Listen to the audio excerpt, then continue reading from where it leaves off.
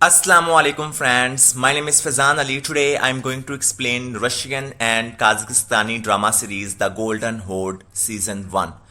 तो let's start the video.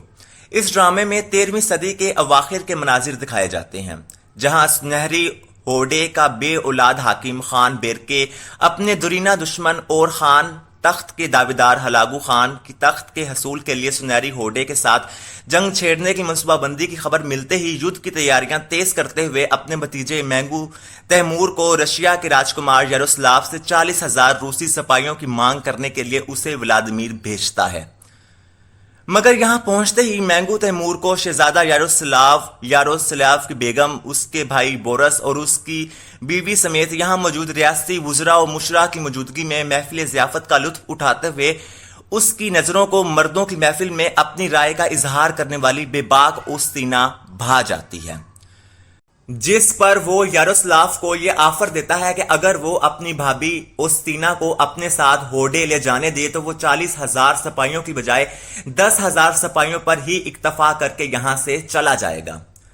मगर गैरतमंद Yaroslav ये जानने के बावजूद कि उसकी रियासत मंगोलों के साथ जंग लड़ने या उन्हें अपने खिलाफ करने की मुतहामिल नहीं हो सकती, वो मैंगू तैमूर को नाराज करने का खतरा लेते हुए उसकी अनोखी नोयत की बेजा फरमाइश पूरी करने से इनकार कर देता है। मगर यारोस्लाव का भाई बोरस, जो अपने दिल में यारोस्लाव के लिए बुग़्ज़ रखता है, वो सत्ता की लालच में खुद को मंगोलों की नजर में नुमायां करने की गर्ज से इंतहा दर्जे की बेगैरती का मुजाहरा करते हुए अपनी बीवी को अपने मजमूम मकासिद की भेंट चढ़ाकर ओस्तीना को मैंगू तैमूर के आगे बेच डालता है,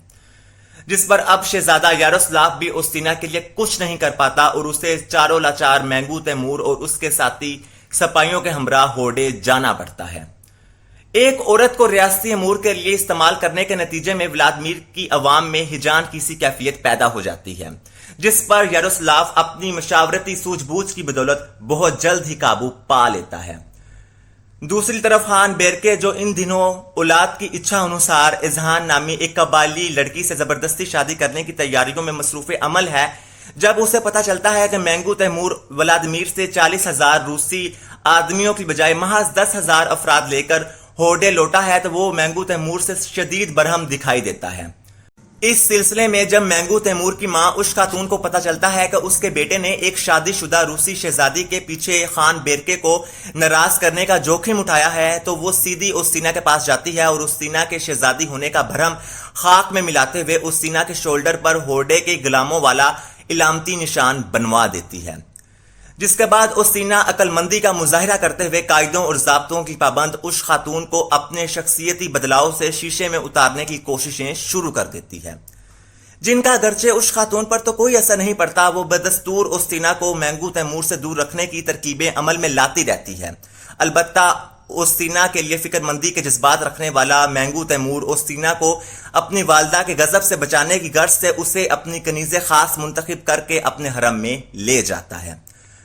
इस बारे में जब उस खातून को खबर मिलती है तो वो एक जहर आलूद पोशाक ओस्तीना को तोहफे में भेजकर उसे मरवाने की चाल चलती है, जिससे ओस्तीना बेरके के एक अजहर नामी काबिल मुवालिद, जिसने उस खातून के कहने पर ओस्तीना को मौत से हमकनार करने की खातिर एक नई किस्म का जहर तैयार किया था, उसकी मदद पाकर मौत की दहलीज से वापस जिंदगी की तरफ लौटते ही मैंगू तैमूर, जो हाल में बेरके खान की जानिब से खुद को नजरअंदाज किए जाने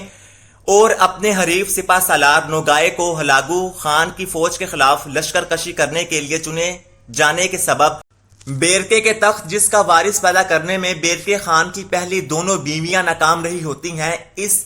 कानूनी लावारिस तख्त को खुद से दूर जाता हुआ देखकर मायूसी का शिकार हो चुका होता है, उसे बेरके खान के खिलाफ वरगलाने और हिलाकू खान के साथ हाथ मिलाने पर उकसाने के नतीजे में मैंगू तैमूर ओस्तीना पर वक्ती गुस्से का इजहार करते हुए उसे खुद से दूर करके खान बेरके, जिसने अभी कुछ दिन पहले ही शहजादा यारोस्लाव को एक मकतूब के जरिए होडे आने का हुक्म दिया था, उसकी रजामंदी से उसके हरम में दाखिल कर देता है,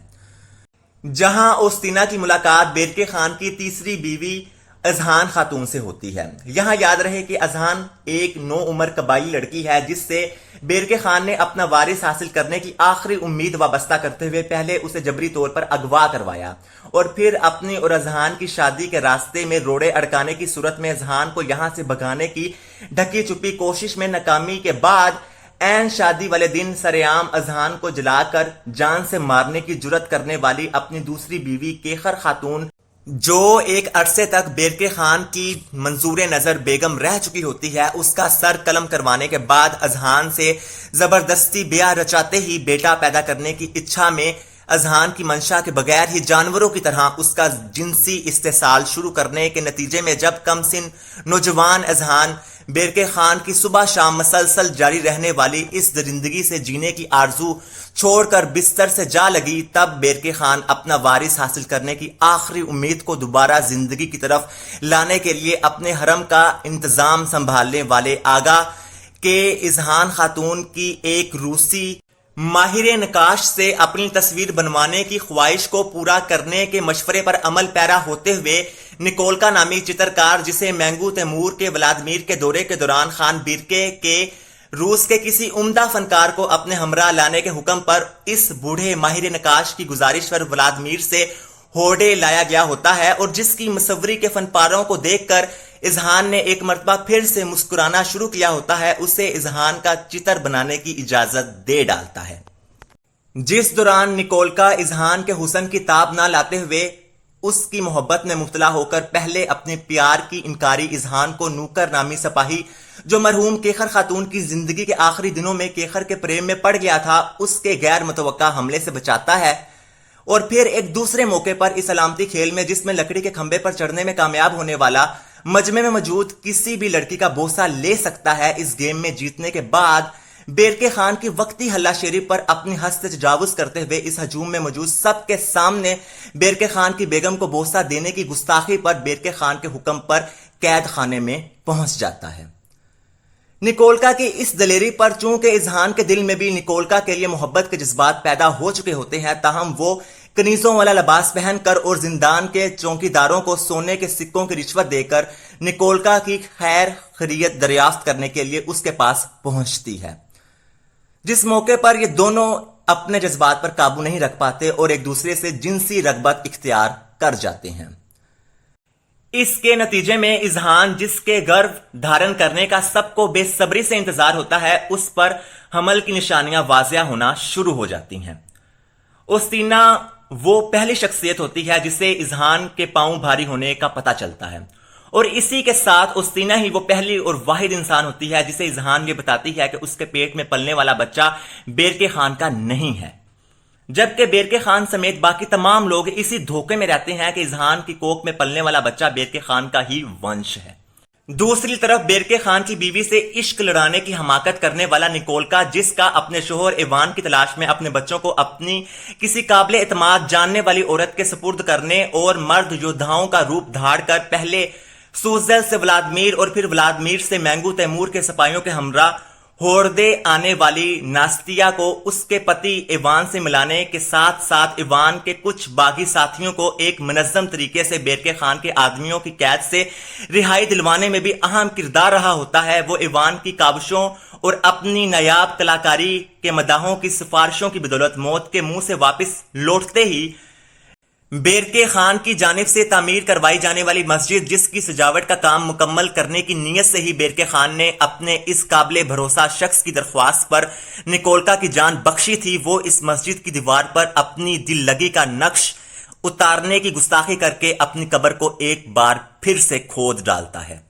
مگر اس مرتبہ نکولکا سے یک طرفہ محبت کی دعوے دار اذہان خاتون کی زینب نامی کنیز، جو حال ہی میں سرائے برکے میں پھیلنے والی کسی جان لیوا وبائی بیماری سے اس کرتب باز عورت کی بنائی گئی دوا کے کارن صحتیاب ہوئی تھی، وہ نکولکا کی جان بچانے کے لیے اس کرتب باز عورت کے اس ساتھی جادوگر سے انسان کو وقتی طور پر مردہ ثابت کرنے والی دوائی حاصل کرتے ہی سیدھی بیرکے خان کی قید میں موجود نکولکا کے پاس جاتی ہے، اور یہ دوا نکولکا کو پلا کر اسے بیرکے خان اور اذہان کے سامنے مرا ہوا جتانے کے بعد نکولکا کے ہمراہ ان کرتب باز لوگوں، جن کا کام جگہ جگہ جا کر اپنی غیر معمولی صلاحیتوں کا مظاہرہ کرنا ہوتا ہے ان کی سفر گاڑی میں سوار ہو جاتی ہے۔ ابھی یہ لوگ سرائے برکے سے کچھ دور پہنچتے ہی ہیں کہ اتنے میں نکولکا کو ہوش آ جاتی ہے، جس کے بعد یہ جادوگر جس نے ماضی میں اپنی جان بچانے والے نکولکا کو زینب کی عرضی پر بیرکے خان کے قہر سے بچا کر نکولکا کا احسان چکا دیا ہوتا ہے، وہ نکولکا کے اصرار پر اس پر آخری مہربانی کرتے ہوئے اسے اپنا ایک گھوڑا دیتا ہے، اور پھر نکولکا اپنی محبت میں سرائے برکے چھوڑنے والی زینب سے الوداعی ملاقات کرنے کے بعد اسے بے مراد اور خالی خاص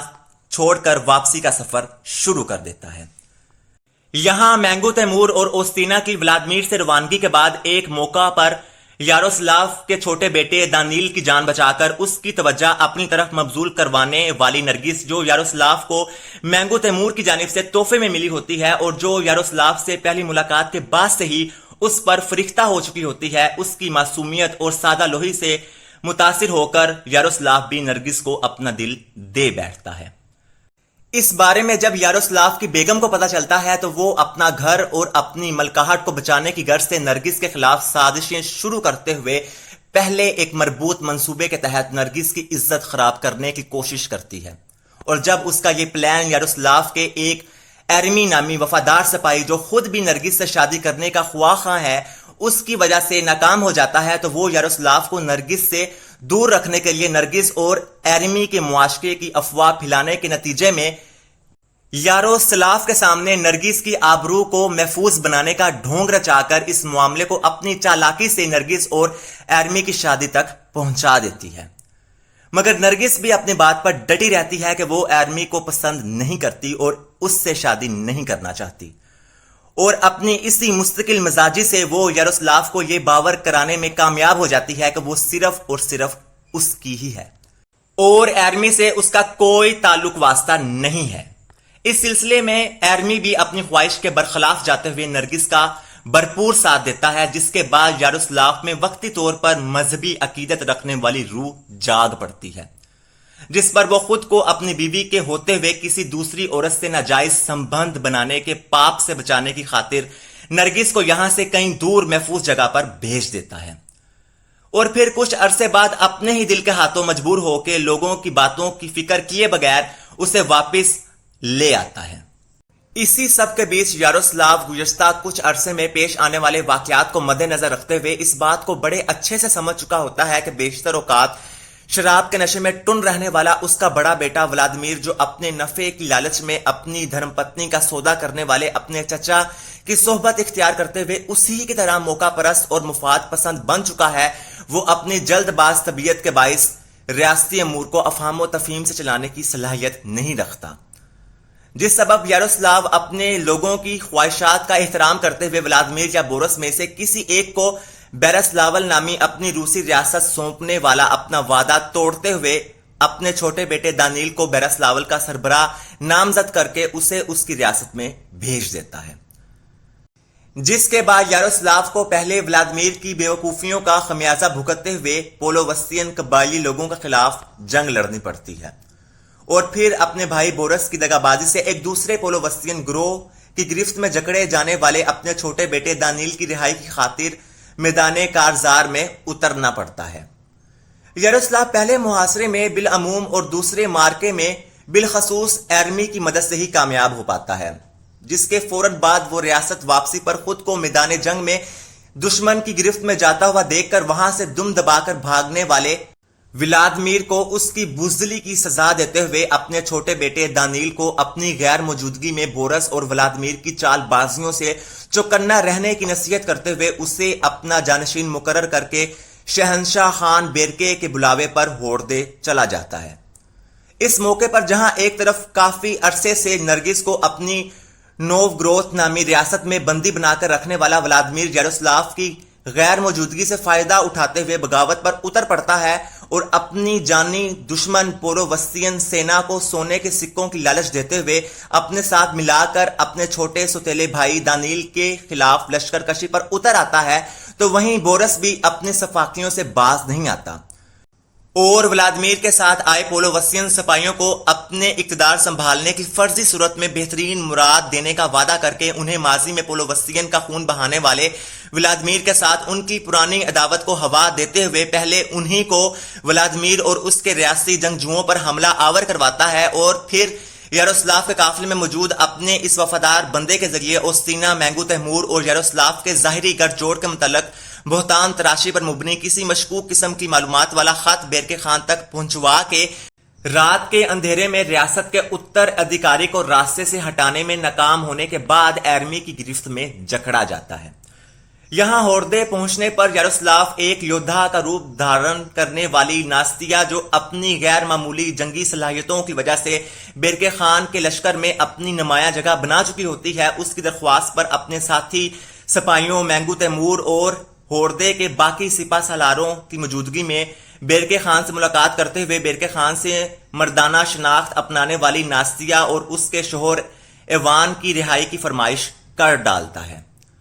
اور اپنی روانگی پر ناستیا اور ایوان کو آزاد کروا کے اپنے ساتھ لے جاتا ہے۔ بورس کے اس سازشی مکتوب کے بارے میں جب اوستینا کو پتہ چلتا ہے تو وہ مینگو تیمور کی جان کو بیرکے خان کے غیر ممکنہ رد عمل سے بچاتے ہوئے اسے یہاں سے فرار کروا دیتی ہے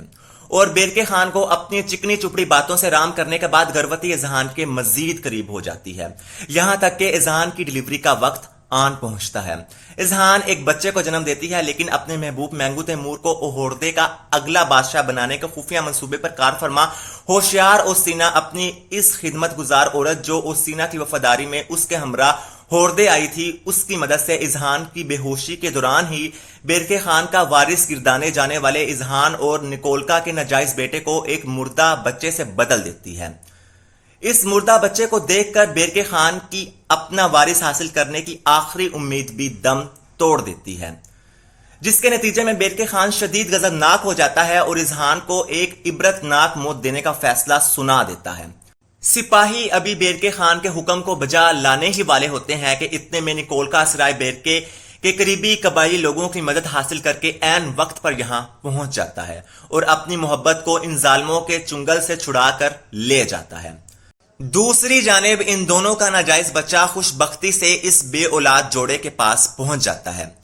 جس پر یہ دونوں قدرت کی دین پر بہت خوش ہوتے ہیں اور اس نومولود کی نشونما کرنا شروع کر دیتے ہیں۔ یہاں ریاست واپسی کے سفر پر گامزن یاروسلاف، جس کی طبیعت ہوردے سے واپسی پر ہی خراب ہونا شروع ہو چکی تھی، اسے جب ایک چٹھی کے ذریعے بورس اور ولادیمیر کے تمام تر کرتوتوں کی اطلاع ملتی ہے تو وہ پہلے نوگروت جا کر ولادیمیر کو اس کے کیے کی سزا دیتے ہوئے اسے اس کی ریاست اور وراثت سے بے دخل کرتا ہے اور پھر ولادیمیر کی قید سے بھاگنے والی نرگس کو ڈھونڈنے کا آدیش جاری کر کے اپنے محل واپس آ جاتا ہے